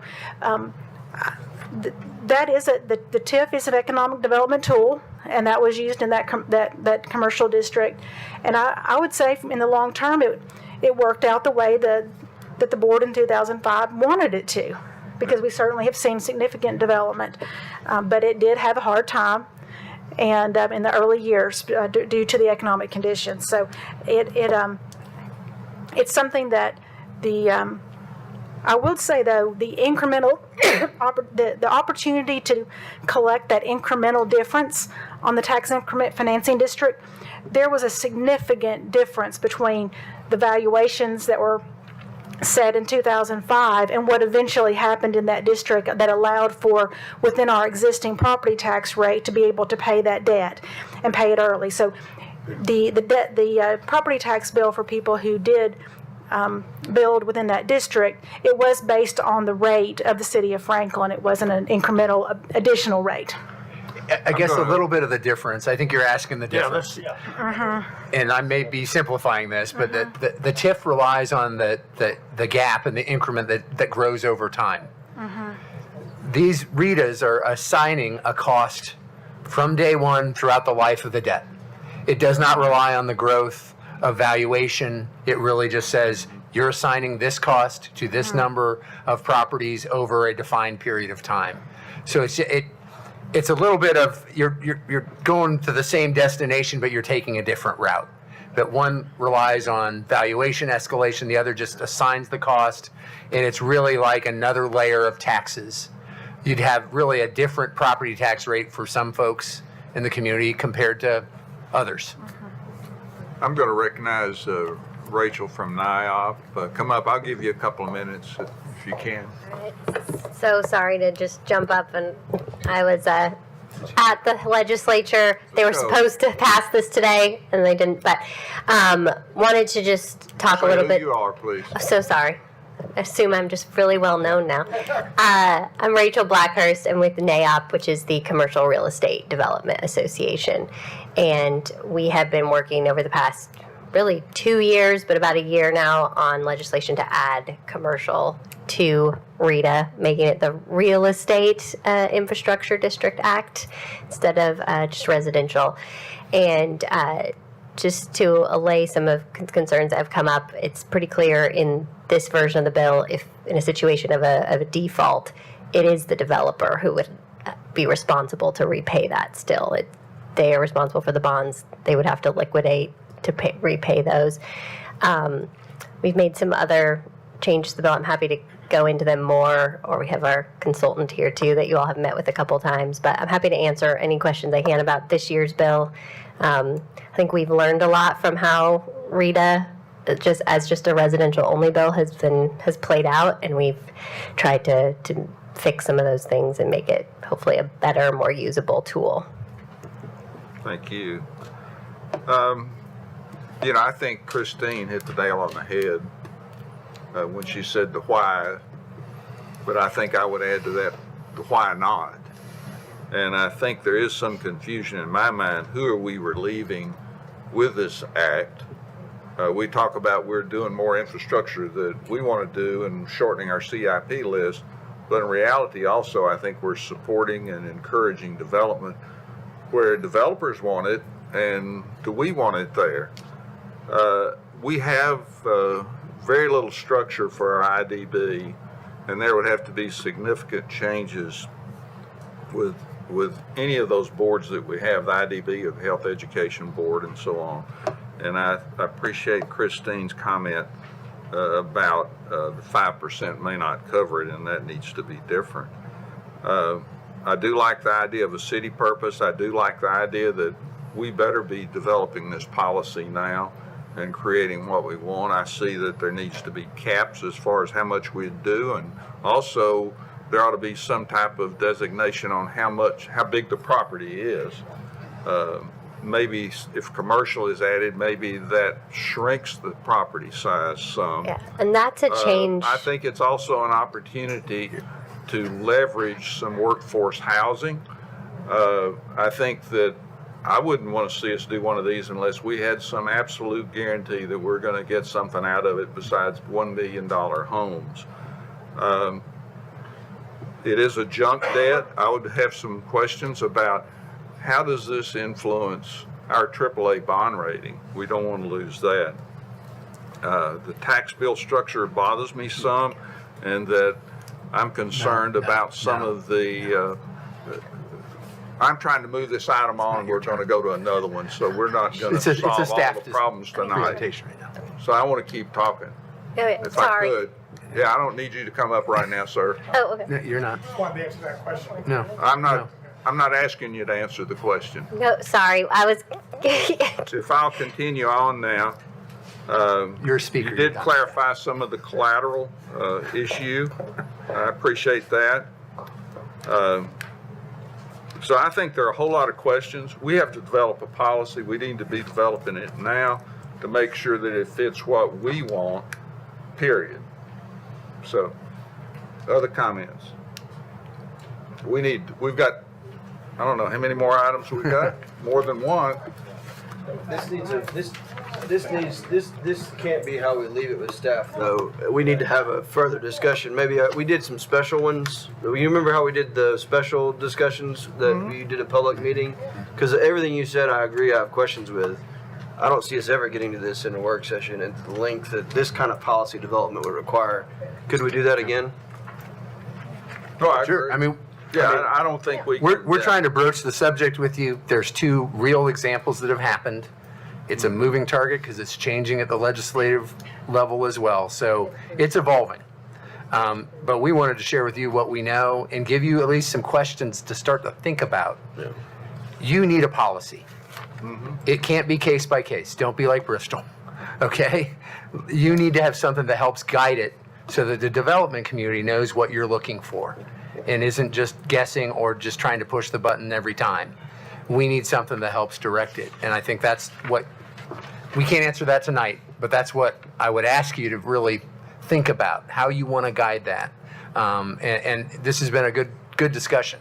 But obviously, we do have limitations in time, and we'd be glad to bring it back for further discussion. And you have some folks in the development community, I think, that you would want to hear from as well. Absolutely. So I think a work session in the future sounds good. So we're going to keep moving on. We've got a lot of items to go. We're going to go to 7, which is procurement award to Morgan Contracting for water reclamation facility rehabilitation in the amount of $4,163,750 for resiliency improvement project for the water management department. That's ARPA money, if I remember, state ARPA money. Through the state. Any questions about that one? Item 8 is procurement award to Calgon Carbon Corporation of Moon Township, Pennsylvania, and a total lump sum of $115,000 for granulated activated carbon water filtration media. Okay, item number 9 is City of Franklin contract 2025-0026 with Erickson Living Properties, LLC for Parkland impact fee and construction agreement for Erickson Senior Living. Any questions about that one? This aligns with the other Erickson agreements I'm sorry, and development plan you have on the 7 It's on the o'clock. agenda tonight. Yes. Yes, sir. Yes. And item 10, which is ordinance 2025-04, an ordinance to amend Chapter 4 of Title 25, Section 25405, Section 25406, and Section 420 of the Franklin Municipal Code concerning parkland impact fees as amended. Thank you, Ms. Mayor. Clayton. Just quickly to kind of, this is our third time before you with the Parkland. So the slides in which we have for you in a nutshell is basically we are increasing the impact fee using a consumer price index of around 5%. That would increase to 52.68. We are currently at 43.04. So that would be an increase per dwelling unit of $964. Our goal is to, next slide please. Our goal is to use the CPI 5%, reevaluate each of the impact fees around March of each year. And from that standpoint, any contract that would be executed would be increased. That would be, that price would be locked in when that contract is executed. The only time that you would increase in future years if the development actually increased in number. So if the development plan increased in number, therefore they would be subject to the new fees that would be there. And then the final additional changes for the ordinance is investing rights, to add this language in that if you terminate the vesting rights, therefore then if they came back later, if you did not extend those vesting rights, then they would be under those new fees at that time. And then also that the Parkland impact fee, we've seen a couple of examples of this, that it should always be match the development plan. Many times it's not about increasing the number, but a lot of times we would see that the development would come under the number, and therefore it would amend the Parkland impact fee. So we're saying that it should be aligned at all times with the development plan. We're happy to take any questions that you may have. Real quick, just a couple clarifications. We are adding a CIP, a CPI, sorry, too many, the letters getting mixed up. A CPI that would allow this to increase year to year like we've done with other impact fees. I believe the 5% is a cap, correct? Correct. It would never be more than 5%. So we'd use CPI or 5%, whichever is less. So that would be there. This is an inflationary adjustment. It's actually, if you look at it, since it went in place in 2017, that is really more like 5.5% compounded over that time, or 2.5%, I'm sorry, compounded over that time. So it's a fairly modest increase when you look at what inflation has been over that longer period of time. So it's taking that base fee and just adjusting it to the financial reality of today. When we get updated population numbers early in the next decade, that's probably a good time to take a deeper look at how that affects this formula. But we wanted to kind of just keep it updated so that we're not missing some opportunity to align it with the kind of cost escalations we're seeing otherwise in delivering projects. And it's an important funding source as you look at our CIP overall. Okay, we'll keep moving on. Item 11 is 2024-0421 with Hard Bargain Association for the receipt of community development block grant funds in the amount of $80,000. Any question about that one? And the next one is 2025-0055 with Habitat for Humanity, Williamson County, Murray, reimbursement costs from community development block grant funds toward the construction of a new affordable deed-restricted single-family home, not to exceed $50,000. Any question about that? We need to spend those funds. We're now going to go to item number 13, is adopting a plan of services for the annexation of 4356 South Brothers Road. And also we'll be looking at 15, which is a annexation of one property, 5.86 acres, located at 4356 South Carruthers. And we're also going to be looking at rezoning of the same property in item 15. And item 16 is approving a revised development plan for Coletta Park, which is what all this is about. And also we'll talk about the Parkland impact fee. Chelsea. Yes, Let her good rip. evening. I will be concise with my comments. There's obviously more in my staff report. If you have additional questions, please don't hesitate to ask. These items, all four, and then the parkland agreement have to do with Coletta Park. They're to add a portion of land to the Coletta Park PUD subdivision. It's an increase of from 199 dwellings to 259 dwellings. Staff and the Franklin Municipal Planning Commission recommended approval of all of the 4 items for planning. Anybody have questions for Chelsea? Alderman? /exit. Yes, it does add the required secondary entrance and exit into Coletta. Thank you. We do have the applicant here. Do you want to make some comments, Mr. Campbell? Yes, thank you so much. I do want to clarify something that we didn't discuss very much at the Joint Conceptual Workshop, but we did discuss quite a bit at the Planning Commission. And that is on the development plan for Coletta Park. There's a special consideration, and I'd like to read it just real quick, Mayor. Coletta Park's northern connection to Stanford Drive is limited to emergency connection only. So the proposal that we're making tonight is to the southern part of Coletta Park. The northern part that's adjacent to the Williamson County neighborhoods, that's not changing. It's staying 1 acre lots, it's staying large lots. So that doesn't change. The emergency connections that Williamson County Highway Commission approved, those are staying in place. We're not proposing those be public streets. Coletta Park has a full access off of Carruthers Road and will participate in the improvement of Carruthers Road to a 3-lane collector. Due to the limited roadway connections, the development will be restricted to a maximum of 138 platted lots prior to the development plan or preliminary plat approval of a second access to Carruthers Road. This annexation of the property and this extension of the Carruthers Park development plan completes that and provides that second point of access. So happy to answer any questions that you may have.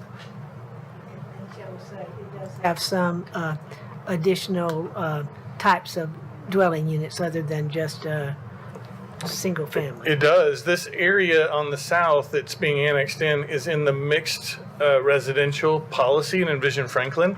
And you know, the policy has kind of evolved over the past 10 years. So it allows the developer to introduce some townhomes, some smaller single family homes to mix the price points up where they're not all stagnant, all the same.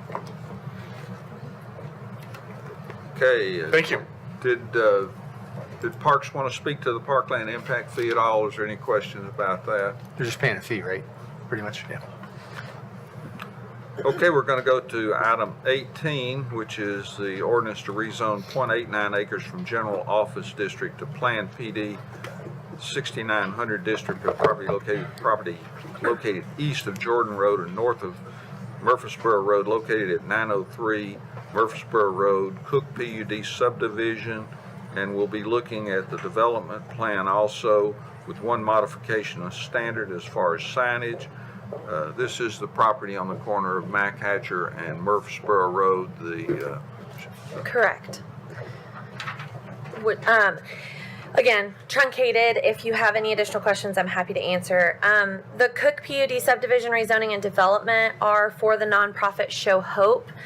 They are requesting both of these items in order to request a modification of standard to allow an existing halo sign that is on the exterior of the existing building.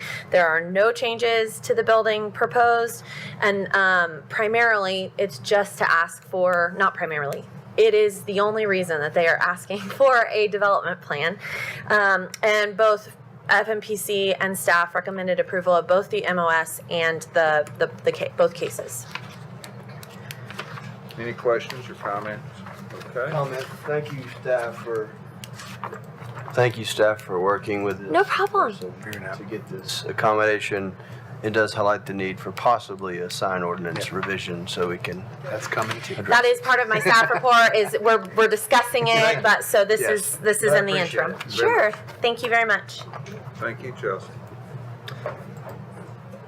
Ready to move on. Item 20 is a resolution to amend the investment assumption rate of the City of Franklin closed employees pension plan, and we'll be following that in item 21, which is a resolution to amend City of Franklin Contract 2016-03 to aid a retirement health savings plan for designated employees of the City of Franklin. Christine. Thank you, Mr. Mayor. This resolution came through the Pension Committee meeting last month. This would be to set the investment rate assumption for our closed employee pension plan at 6.75% to match the rate that is set by the Tennessee Consolidated Retirement System for the plan, the statewide plan that they administer. So both of the pension plans that our employees are covered under will have the same actuarial assumption for this investment rate. I didn't recognize Mr. Campbell, and he doesn't want to make any public comments on the last two items, so sorry about that. Okay. Any questions for Christine on the changing the assumption rate? Just a real quick note, we at one point had a plan to adjust at 0.1% per year to get down to about 6.5. The suggestion now is to just match TCRS and watch where that goes. This keeps us well in compliance with the law. It helps us budgetarily to have that number in place. It's just more consistent, and we appreciate this adjustment, and then we'll continue to monitor it closely, and if any changes are coming from TCRS, we'll cycle back through and get additional guidance from the board. And we have to be within a half a point? Yes, half a percent. Okay. And this will just match it to the very same percentage. Want to talk about the health savings account plan? Yes, this was, thank you, Mr. Mayor. This was also a resolution 2025-27 that was considered at the most recent pension committee. We do have a retirement health savings plan for designated employees. These are department directors, assistant city administrators, city administrator who are members of the closed pension plan.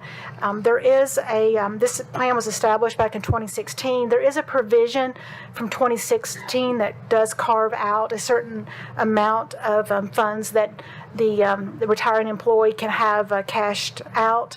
That was tied.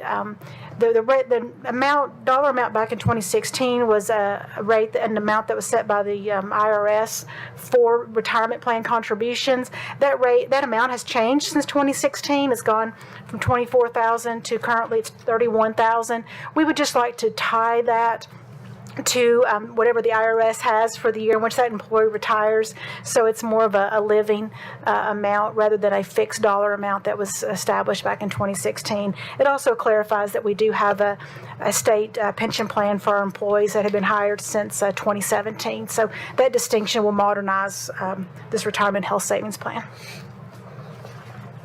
Questions? Okay, we're on item 22, which is ordinance 2025-08, an ordinance to clarify regulation of and restriction on visible possession of open alcohol containers and consumption of alcohol other than beer in public. Mr. Squires. Thank you, Mayor. Good evening, everyone. I will try to be brief, which is probably not a thing you hear from lawyers very often. You have two ordinances in the city code that speak to drinking in public, essentially, places that are prohibited to drink. One is related to beer, one is related to everything other than beer, so liquor, spirits, etc. The short answer is they don't quite match in how they describe their prohibited locations, so this ordinance just fixes that. I don't mean to be the grammar police every time I come, but I came across this working on something and thought they really should match. The beer ordinance of the two had the better description, and so I literally have copied and pasted that into the liquor and alcohol ordinance so that they match word for word. Happy to answer any questions you may have. Alderman Berger. Let me ask you, how do we handle, or I guess we've never handled this before, but other communities like Charleston and places I've been, when they have activities and festivals and things going on, they allow, if you are one stop, like, probably like wind down Main Street or something. How is that handled? Is this interfere with in the ordinance? How does that handle if you want to allow someone to have a glass of wine at some place and then they're moving on to, like, say, the art crawl or something of that nature, and you cannot walk down the street with that in your hand, you have to throw it out? Do we ever approach that? Because I'm not sure how that plays into this. Right. Well, these ordinances are how you actually approach that. So, interestingly enough, drinking in public is not regulated by state law. If you've heard about open container laws, those speak only to in your vehicle. They are not in public places. Open container laws speak only to open containers in your vehicle while driving. So to be clear, there is not a state law that speaks to specifically drinking on sidewalks, drinking in parks, any of those kind of public locations. That is actually regulated by the local government authority. Of course, you also have the TABC that governs all the licensing related to alcohol and liquor, right? And there are some special statutes that apply to those who provide those things, who sell those things, give those things away. But that's the sort of framework in which Tennessee works. It is up to the local municipality to govern where any prohibited locations for drinking actually are. And a good example of that might be Nashville. Nashville has a pretty stern ordinance that says here's where you can and can't drink. And then there are some special carve-outs for certain zones like Broadway and that sort of thing that allow slightly different rules. These two ordinances are your ordinances for that purpose. Does that make sense? Yeah, I understand. And I would never want to be compared to Broadway and Nashville ever. But I certainly didn't mean that. And But I yes. don't think that that's where we would ever be. But there would be activities and events and things that if someone's going into an establishment, say all the doors are open for a special Christmas holiday, and you have holiday cheer and you have cookies and you have whatever, and then you get served something and you can walk down the street and go to the next place rather than throwing this stuff out. I want to know how that works. Do they have to apply for a special permit on that, or do we need an ordinance on that? If you're speaking to a certain, there is a state statute that governs where drinking is allowed, what kinds of establishments, right? So if you're speaking about a restaurant, for instance, their license limits them to serving within the boundaries of their building. There is nothing about that that allows that. Wine Down Main Street, for instance, has a very special statute dedicated to it specifically that says this is how this operates. This is how you can have wine on the streets, all that kind of stuff. It's very particular about that. If you wanted to do that, we would have to talk about doing some other things. Okay, thanks. Sure. Happy to answer any other questions. Alderman Caesar. Thank you. Alderman Barnhill, Alderman Potts, I just finished beer board and we approved two that will fall under the beer section 101, one of which was where they enclosed the street and there would be beer that would be distributed in a closed area. So we do have vehicles currently that allow for, in a very specific area, Yeah, but you for can't walk. consumption to happen. We just don't have anything that allows for transportation. Yeah, Right. yeah. And this is speaking to circumstances outside of things like that. Thanks. Nothing And further? appreciate y'all's service on the beer board. Full schedule. And I know that you're disappointed that they don't serve beer at the beer board. So with that said, we'll be back in here at 7 o'clock. Thanks, everybody.